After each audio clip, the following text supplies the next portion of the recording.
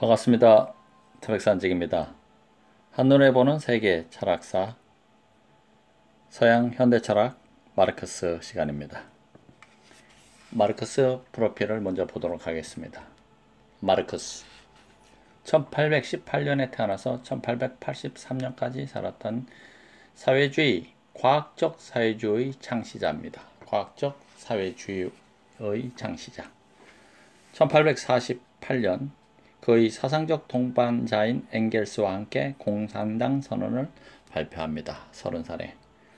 이후 19세기 후반부터 20세기 후반에 이르기까지 마르크스주의는 거의 100년 동안 사상적으로나 실천적으로 세상에 가장 큰 영향력을 발휘하고 있었습니다. 독일 이데올로기에서 유물사관을 정립하며 자본론, 경제학 비판 등의 기념비적인 저서를 남겼던 인물입니다. 철학은 관념이 아니라 실천이다. 철학은 관념이 아니라 실천이다. 라고 마르크스는 주장했습니다. 진리를 실천적 맥락에서 바라본 최초의 철학자. 진리를 실천적 맥락에서 바라본 최초의 철학자다. 마르크스는 유대계 독일인으로 학창시절에는 주로 법률과 역사, 철학을 공부했습니다.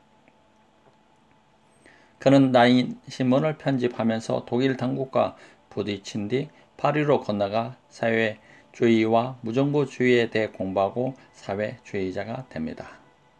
특히 엥겔스, 1820년에 태어나서 1895년까지 살았던 인물로 엥겔스를 만나서 평생 공산주의 운동을 함께 하게 됩니다. 그 뒤 파리에서도 추방당한 마르크스는 런던으로 건너가 대형 박물관 도서관에 파묻혀 삽니다. 거기서 자신의 이론을 완성하고 책을 쓰는 일에 몰두합니다. 하지만 그는 결코 딱상 공론을 일삼는 철학자가 아닙니다.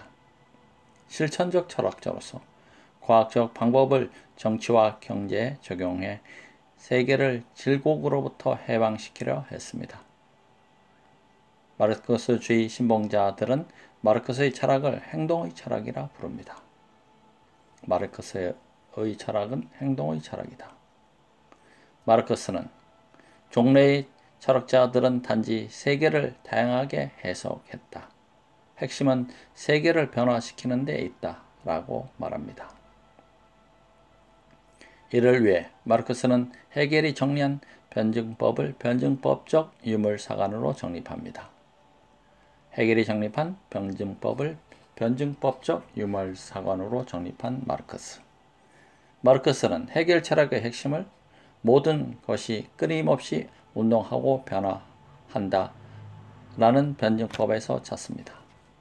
철학을 관념적이라고 비판하는 사람들도 마르크스의 철학이 현실 세계를 크게 변혁한 점에 대해서는 이의를 달지 못합니다. 20세기는 마르크스의 이론을 현실에 적용해본 세기라고 해도 지나치지 않습니다. 20세기는 마르크스의 이론을 현실에 적용해본 세기다. 마르크스 이전에도 사회주의는 소수의 사상가들에 의해 주도되어 왔습니다. 초기 사회주의자들은 19세기 초부터 영국과 프랑스를 중심으로 새로운 사회 원리를 구상합니다. 프리에 프랑스, 오원 영국, 생시몽 프랑스 등이 대표적인 인물들입니다. 사회주의라는 말은 1830년쯤에 로버트 오원이 처음으로 사용하였습니다. 사회주의란 말은 1830년쯤에 로버트 오원이 처음으로 사용하였다. 오원은 노동자들이 상호 부조 단체를 설립하고 공장 재산의 일부를 분배받아야 한다고 주장했습니다. 실제로 모범 공장과 집단주택을 미국과 영국에 세워 상당한 성과를 거두기도 하지만 고용주와 정부를 설득하는 데는 실패합니다. 그러나 마르크스가 보기에 이들의 구상은 과학성이 결여된 공상일 뿐 구체적인 사회 개혁을 목표로 하는 운동과는 거리가 멀었던 것입니다. 공상적 휴머니즘에 불과하다는 것이었습니다. 그래서 마르크스는 초기 사회주의자들을 공상적 사회주의자라고 부릅니다. 마르크스는 초기 사회주의자들을 공상적 사회주의자라고 불렀다. 반면에 자신의 사상은 역사와 사회에 대한 과학적 인식 위에서 성립된 것으로 과학적 사회주의라고 하였다. 마르크스는 초기 사회주의자들은 공상적 사회주의라고 불렀고 자신의 사상은 역사와 사회에 대한 과학적 인식 위에서 성립된 것으로 과학적 사회주의라고 하였다. 마르크스는 포이어바흐에 대한 태제에서 헤겔 좌파의 대표적 유물론자 포이어바흐의 유물론을 비판하고 새로운 유물의 핵심 사상을 독일 이데올로기에서 선보입니다. 그 뒤 공산당 선언을 쓰고 그동안의 연구 성과를 집대성해 자본론을 출판합니다. 이 저작들을 통해 그는 역사적 필연성의 차원에서 자본주의 붕괴와 프롤레타리아 독재 및 계급 없는 사회의 도래를 주장합니다. 공산주의를 코뮤니즘이라고 하는데 이 말의 어원은 라틴어 코뮌입니다. 이는 다른 사람들과의 나눔 혹은 사귐을 뜻합니다. 공산주의는 공동체의 재산이 구성원 모두에게 속하는 사회제도를 일컫습니다. 공산이라는 한자도 재산을 공동으로 관리하고 소유한다는 뜻입니다. 한마디로 공산주의란 사유재산제를 부정하고 재산의 공유를 실현함으로써 계급 없는 평등사회를 이룩하려는 사상 및 운동을 말하는 것입니다. 능력만큼 일하고 필요한 만큼 소비하는 사회. 마르크스는 공산주의 사회를 이렇게 정의하기도 합니다. 마르크스와 엥겔스는 1848년 런던에서 프롤레타리아 혁명의 승리를 선언하고 전 세계 노동자의 단결을 호소하는 공산당 선언을 발표합니다. 이 선언은 앞선 프랑스 혁명과 그 뒤를 이은 반란과 혁명에 깔린 여러 사상들이 얼마나 현실에 불충분하며 모순된 것인지를 지적합니다. 프랑스 혁명의 자유평등 박애가 민중을 아니라 부르주아 국가를 위한 그럴듯한 연설에 지나지 않는다고 비판합니다. 공산당 선언은 마르크스주의에 관한 최초의 공식 선언문으로 국제적인 노동자 조직인 공산주의자 동맹 제2차 대회 1847년의 부탁으로 쓴 것입니다. 마르크스 공산주의 핵심이 아래 정리한 세 가지에 담겨 있다고 할 수 있습니다. 마르크스 공산주의 핵심 세 가지. 첫째, 인간의 의식은 그의 물질적 존재 조건, 사회관계, 사회생활이 변함에 따라 변화한다. 둘째, 지금까지 존재한 모든 사회의 역사는 계급투쟁의 역사다. 셋째, 프롤레타리아는 사슬 외에는 잃을 것이 없다. 그들은 전 세계를 얻을 것이다. 만국의 노동자들이여 단결하라. 마르크스 공산주의 핵심 세 가지. 인간의 의식은 그의 물질적 존재 조건, 사회관계, 사회생활이 변화함에 따라 변화한다. 두 번째, 지금까지 존재한 모든 사회의 역사는 계급투쟁의 역사이다. 셋째, 프롤레타리아는 사슬 외에 잃을 것이 없다. 그들은 전 세계를 얻을 것이다. 만국의 노동자들이여 단결하라. 두 번째 이야기. 누가 물구나무 서기를 하는가? 누가 물구나무 서기를 하는가? 마르크스 철학을 공부하려면 독일 관념론과 상반되는 유물론에 대해 알아볼 필요가 있습니다. 헤겔의 관념론에 대한 반동으로 유물론과 실증주의가 등장합니다. 물론 마르크스 이전에도 유물론은 존재하며 시기를 따지면 고대까지 거슬러 올라갑니다. 먼저 유물은 물질이 실제하며 마음은 물질의 작용에 불과하다는 뜻입니다. 유물이라는 것은 물질이 실제하며 마음은 물질의 작용에 불과하다는 뜻. 이를 바탕으로 엥겔스는 유물론을 이렇게 정의합니다. 감각기관으로 알 수 있는 물질세계. 우리 자신이 속해 있는 이 세계가 유일한 현실세계요. 우리 감각과 사고는 아무리 초감각적인 것처럼 보이더라도 결국 즉 물질적 신체기관의 산물일 뿐이다. 물질이 관념의 산물이 아니라 관념이야말로 물질의 최고 산물이다. 이것이 바로 유물론이다.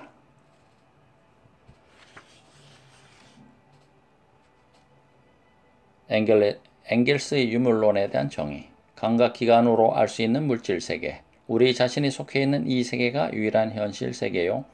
우리 감각과 사고는 아무리 초감각적인 것처럼 보이더라도 결국 즉 물질적 신체기관의 산물일 뿐이다. 물질이 관념의 산물이 아니라 관념이야말로 물질의 최고 산물이다. 이것이 바로 유물론이다 라고 했습니다. 유물론에는 두 가지 핵심 전제가 있습니다. 핵심 전제 요건 유물론에 대한 첫째, 이 세계를 이루고 있는 핵심 요소는 운동하는 물질이다. 운동하는 물질. 둘째, 인간이 만들었거나 인간을 둘러싸고 있는 물질적인 조건과 끊임없이 상호작용할 수밖에 없다. 이것을 마르크스주의의 기본 원리라고 할 수 있는 토대와 상부구조 이론을 통해 살펴봅시다. 사회 관계를 형성하는 핵심 기반을 경제적 토대라고 합니다. 사회 관계를 형성하는 핵심 기반을 경제적 토대. 물질적 관계가 중요한 마르크스주의에서는 생산력과 생산관계, 즉 경제관계가 그 토대입니다. 그리고 상부구조는 법이나 정치, 종교, 교육처럼 사회적 의식을 기반으로 형성되는 사회의 다양한 관계와 현상들을 가리킵니다. 그리고 경제적 토대 위에 법률이나 정치, 사회, 관습 같은 상부 구조가 자리합니다. 따라서 인간의 생산활동이야말로 사회의 기본이며 이를 해석하고 조직하는 정치적, 철학적, 종교적 관념은 부차입니다. 그렇다면 경제적 토대가 상부 구조의 형성에 결정적인 역할을 미친다라고 말할 수 있습니다. 또한 마르크스의 주의는 사회가 상부 구조와 토대로 나누어져 있으며 생산 방식이나 생산력 같은 토대가 사회 전체의 발전을 좌우한다고 봅니다. 이를 유물사관이라 하며 사적 유물론이라고도 부릅니다. 경제 현상이 모든 역사 사실을 결정하고 설명하는 이론이라는 뜻입니다. 이것이 우리가 일반적으로 알고 있는 마르크스주의의 물질과 정신입니다. 물질, 토대와 정신 상부구조.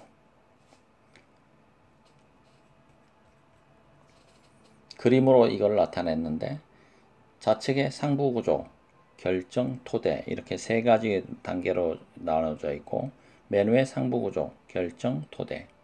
그 다음에 삼각형 모양으로 피라미드 삼각형 모양으로 상부구조, 결정, 토대.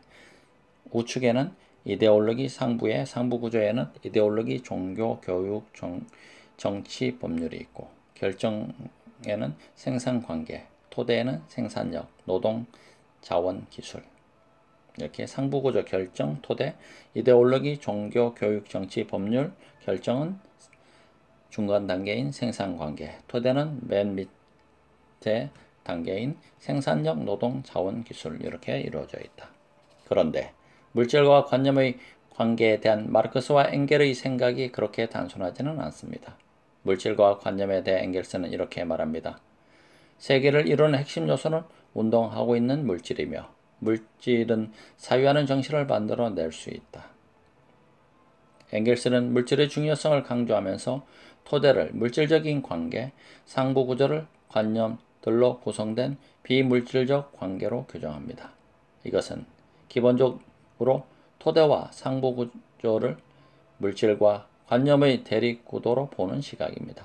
그 결과 경제적 토대인 물질이 상부구조인 관념에 대해 철저하게 우위를 갖게 됩니다. 그런데 마르크스는 좀 다릅니다. 그는 물질이란 영어로 matter, M-A-T-T-E-R, 말을 거의 사용하지 않을 뿐더러 상부 구조뿐만 아니라 인간의 일상사도 물질과 의식의 혼합이라고 말합니다. 즉, 물질과 의식의 이분법에 치중하지 않습니다. 따라서 상부 구조가 물질과 의식의 혼합물이라면 토대와 상부 구조는 일방적인 관계가 될 수 없습니다. 정확히 말해 토대가 상부 구조에 많은 영향을 주거나 혹은 서로 영향을 줄 수 있는 관계라고 보아야 합니다. 이 영향이라는 점에 대해서는 엥겔스도 마찬가지입니다. 엥겔스는 경제적 토대인 물질이 상부 구조에 대해 철저하게 우위를 갖는다고 하지만은 마르크스와 마찬가지로 하부 구조가 상부 구조를 일방적으로 결정한다든가 경제가 사람들의 의식을 일방적으로 결정한다는 식의 말은 하지 않습니다. 그럼에도 불구하고 사람들은 종종 유물사관을 경제 결정론으로 오해하고 하부 구조가 상부 구조의 일방적 원인인 것처럼 오해합니다. 엥겔스는 상부 구조의 하부 구조에 대한 반작용이나 여러 계기의 상호작용을 강조합니다. 관념론의 완성자 헤겔은 물질을 변증법적 전개 과정을 통해 관념, 정신이 밖으로 나타난 형태로 봅니다. 여전히 관념론이죠. 마르크스주의는 이걸 뒤집습니다. 즉 헤겔의 경우 관념이 변증법적 전개 과정을 펼친다면 마르크스주의는 물질이 변증법적 전개 과정을 거칩니다. 그래서 사람들은 마르크스의 유물론은 헤겔의 관념론을 거꾸로 세운 것이라고 말합니다. 여기서 거꾸로 세웠다는 말은 180도 바꿨다는 뜻으로 관념적 헤겔 철학을 마르크스가 물질을 중심으로 한 철학으로 바꾸어 놓았다는 뜻입니다. 그러니까 마르크스는 헤겔의 변증법은 받아들이되 관념론을 유물론으로 전복시킨 것입니다. 마르크스 스스로 자본론에서 헤겔에게 있어 변증법은 거꾸로 서 있다. 신비적인 외피 안에 있는 합리적 핵심을 발견하려면 헤겔의 변증법을 다시 한번 뒤집어야 한다고 말합니다. 여기서 합리적 핵심이란 변증법을 말합니다. 엥겔스 역시 그에 져서 포이어바흐와 독일 고전 철학의 종말에서 마르크스 철학은 헤겔의 변증법적인 방법을 취하고 헤겔의 체계를 버리면서 성립되었다고 밝힌 바 있습니다. 세 번째 이야기. 왜 투쟁을 하는가? 왜 투쟁을 하는가? 마르크스와 엥겔스는 공산당 선언에서 사회의 모든 역사가 계급 투쟁의 역사라고 주장합니다. 실제 그럴까요? 인간의 역사를 유심히 들여다보면 억압하는 사람들과 억압당하는 사람들이 끊임없이 대립해왔습니다. 고대 사회의 자유민과 노예, 중세 사회의 세습 귀족과 평민, 남작, 귀족 중 마지막 등급과 농노, 그리고 근대 사회의 자본가와 노동자 이르기에까지 지배계급과 피지배계급의 투쟁의 역사입니다. 그렇다면 이런 지배와 피지배 관계가 발생하는 이유는 무엇일까요? 마르크스는 그 단초를 생산수단을 누가 갖고 있는가에서 찾습니다. 즉, 땅과 공장과 기계, 생산수단을 독점한 지주와 자본가가 노동력, 생산력만 갖고 있는 노예와 농노, 노동자를 지배한다고 봤습니다.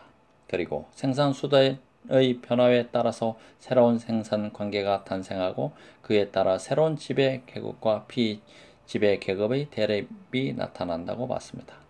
즉, 땅이 중요한 생산수단이던 중세에는 봉건영주와 농노의 대립이, 공장과 기계가 주요한 생산수단인 자본주의 시대에는 자본가와 노동자의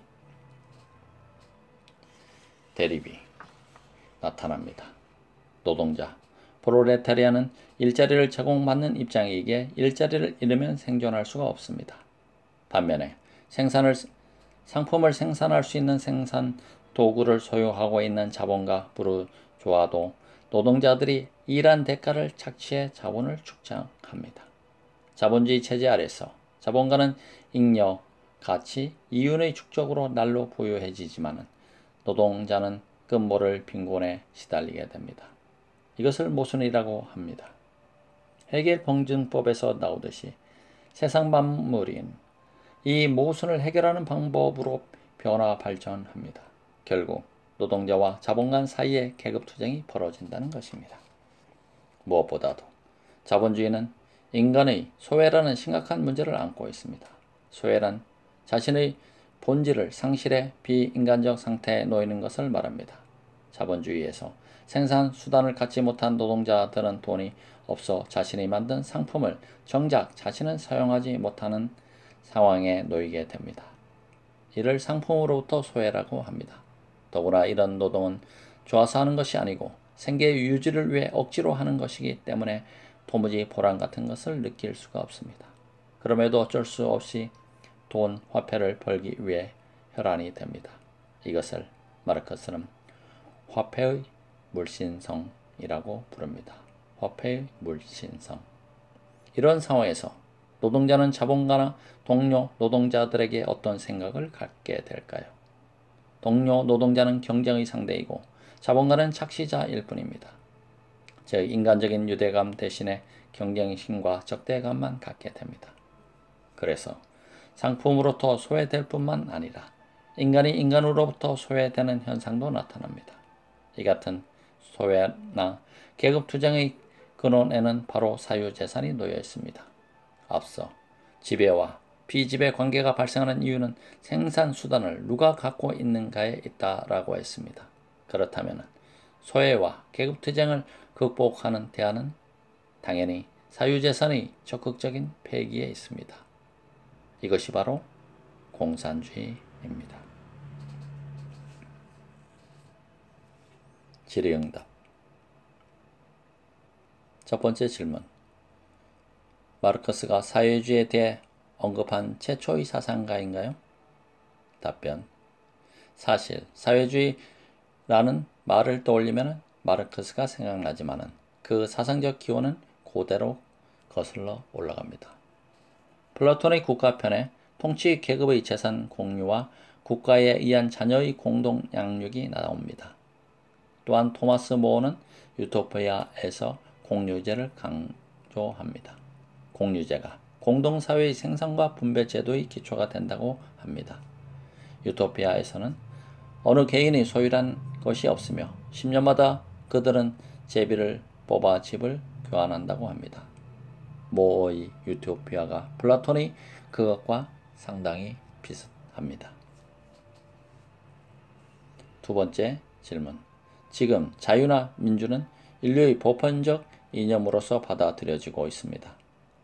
마르크스가 자본주의에 대해서 어떻게 생각하는지 궁금합니다.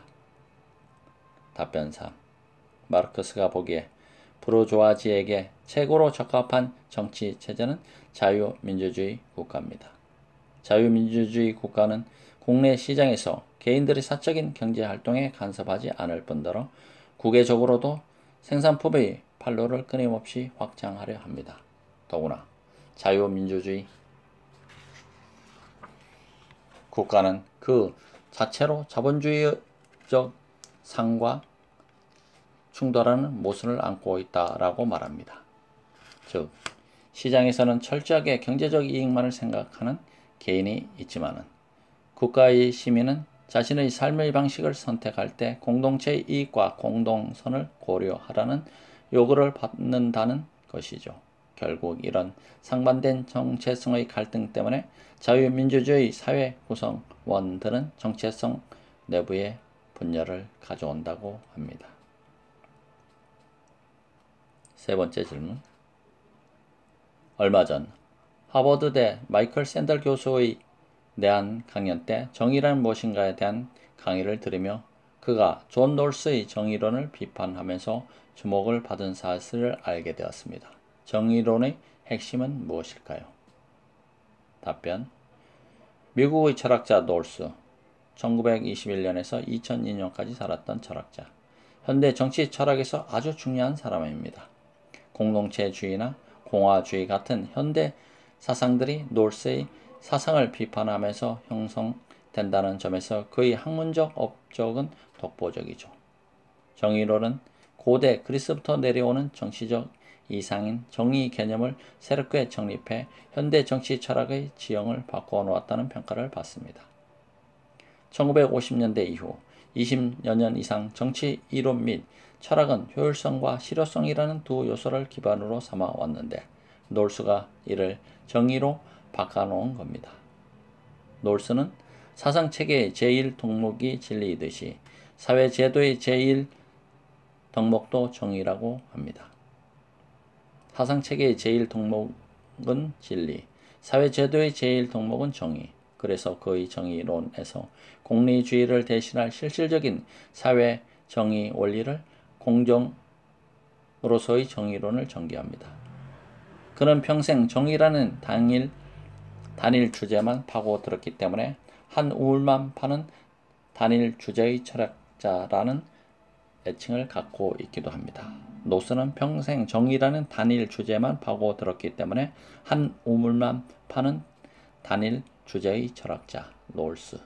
아무튼 18세기 말 자본주의가 발달하면서 극심해지는 빈부격차의 문제를 해결하기 위해 공리주의는 최대 다수의 최대 행복을 내세우지만은 소수의 희생을 무시한다는 비판을 받습니다. 또 사회주의는 필요에 따라 분배한다는 원칙을 내세우지만은 효율성은 저하되고 가난을 면치 못하는 상황에 놓입니다. 그렇다면 어떤 대안이 가능할까요? 놀스는 자유주의와 사회주의 평등주의 이념을 모두 받아들이는 복지 자본주의의 입장에서 자신의 이론을 전개합니다. 즉, 그의 정의론은 자유와 평등이라는 인류의 원초적인 과제를 어떻게 하면 동시에 풀어낼 수 있을까에 초점을 맞춘 겁니다.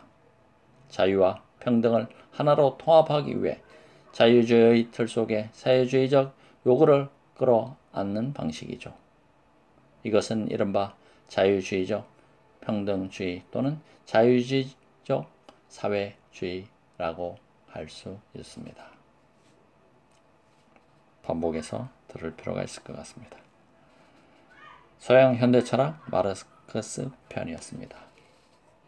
태백산 지기와 함께 해주셔서 감사합니다. 고맙습니다.